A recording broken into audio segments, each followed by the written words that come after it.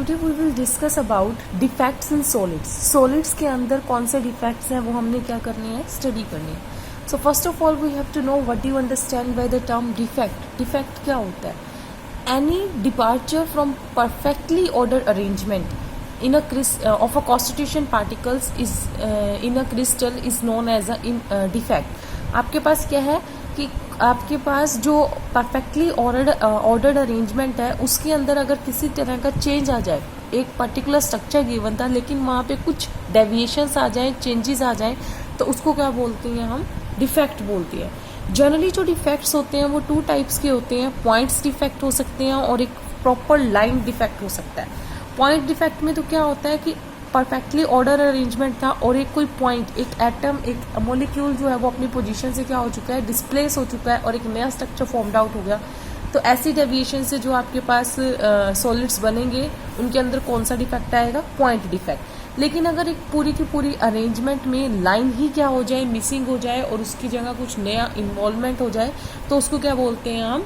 Line defect. तो आपके पास point defect तो क्या है कि कोई भी इरेगुलरिटी, कोई भी डेविएशन आना अराउंड अ पॉइंट, किसी भी पॉइंट के अराउंड डेविएशन आपके पास क्या है? Point defect. और किसी भी लाइन के अराउंड डिफेक्ट जो है वो क्या कहलाता है आपके पास? Line defect. तो आपके पास 2 टाइप्स के क्या होते हैं? डिफेक्ट्स हो सकते हैं। सो अब हमने जो डिटेल में स्टडी करना है वो कौन सा डिफेक्ट स्टडी करना है? That is a point defect. कि आपके पास क्या होगा, एक एटम जो है वो क्या करेगा? चेंज होगा। It may be eliminate from a solid structure और it may be induced in a solid structure. Means एक एटम जो है वो तो या इस स्ट्रक्चर में से परफेक्टली में से बाहर की तरफ जाएगा या फिर आपके पास एक नया एटम जो है वो क्या हो जाएगा? ऐड हो जाएगा।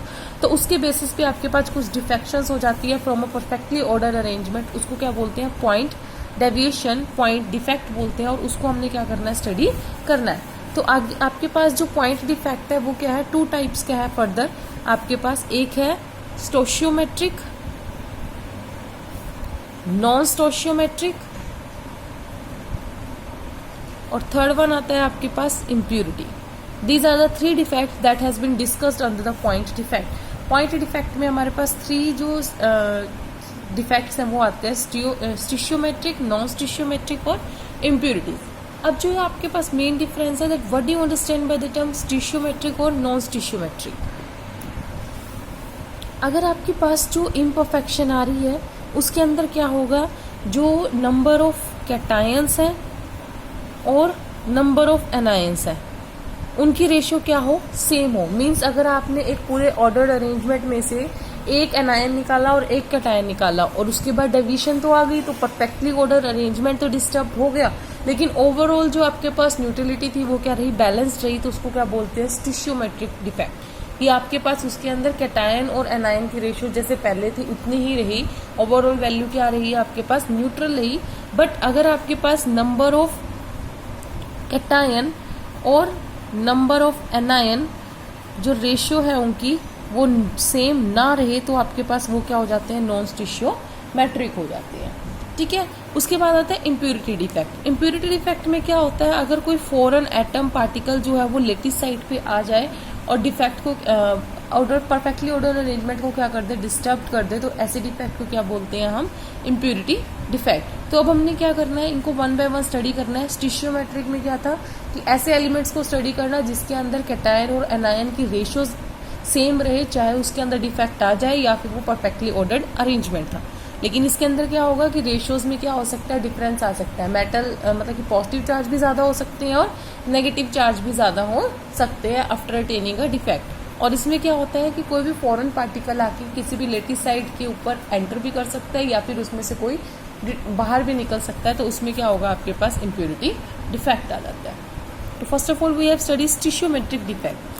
जनरली जो स्टिशियोमेट्रिक डिफेक्ट्स हैं वो 2 टाइप्स के हैं। एक है वैकेंसी डिफेक्ट और एक है इंटरस्टिशियल डिफेक्ट। अभी वैकेंसी और इंटरस्टिशियल डिफेक्ट क्या होता है? वैकेंसी डिफेक्ट में क्या है कि आपके पास एक परफेक्टली ऑर्डर अरेंजमेंट था, ये क्रिस्टल था आपके पास, ठीक है जी, ये आपके पास एक क्रिस्टल था। इसके अंदर आपने क्या किया? एक एटम